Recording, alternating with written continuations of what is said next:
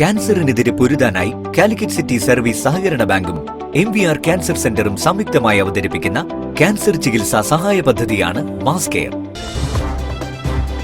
വാർത്തകൾ തുടരുന്നു. Rahmania higher secondary സ്കൂളിൽ പ്രതിഭകളെ ആദരിച്ചു. ഹ്യൂമാനിറ്റീസിൽ 1-2 വർഷ ക്ലാസുകളിൽ മുഴുവൻ മാർക്ക് നേടിയവരെ പൂർവ്വ വിദ്യാർത്ഥികളാണ് ആദരിച്ചത്.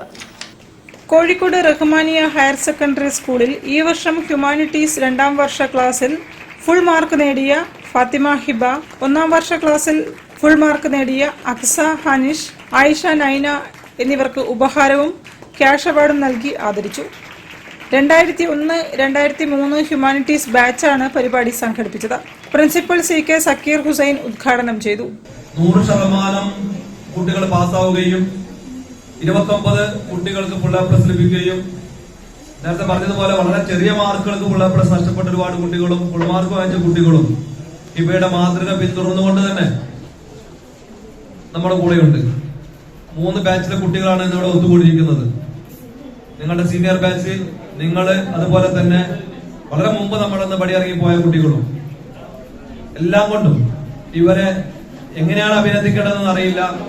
ഞങ്ങളുടെ പരിമിതികളിൽ നിന്നുകൊണ്ട് ഈ കുട്ടികളെ പരമാവധി സന്തോഷത്തോടു കൂടിയിട്ട് ഈ സ്ഥാപനം ഓർക്കുകയാണ്, അഭിനന്ദിക്കുകയാണ്. നമ്മുടെ പ്രതിഭകൾ എന്ന് പറഞ്ഞ് സിവിൽ സർവീസ് എക്സാമിനേഷന് വേണ്ടി നിരന്തരമായിട്ട് പ്രിപ്പയർ ചെയ്തുകൊണ്ടിരിക്കുന്ന കുട്ടികൾ നമ്മുടെ കൂടെയുണ്ട്. അവർക്കൊക്കെ ആ ലക്ഷ്യം സാക്ഷാത്കരിക്കാൻ വേണ്ടി സാധിക്കും. കാരണം അത്രയും ആത്മാർത്ഥമായിട്ട് പ്രവർത്തിക്കുന്നവരാണ് ആ കുട്ടികൾ. നമ്മുടെ എല്ലാ പ്രാർത്ഥനകളും അവർക്കുണ്ടാവും.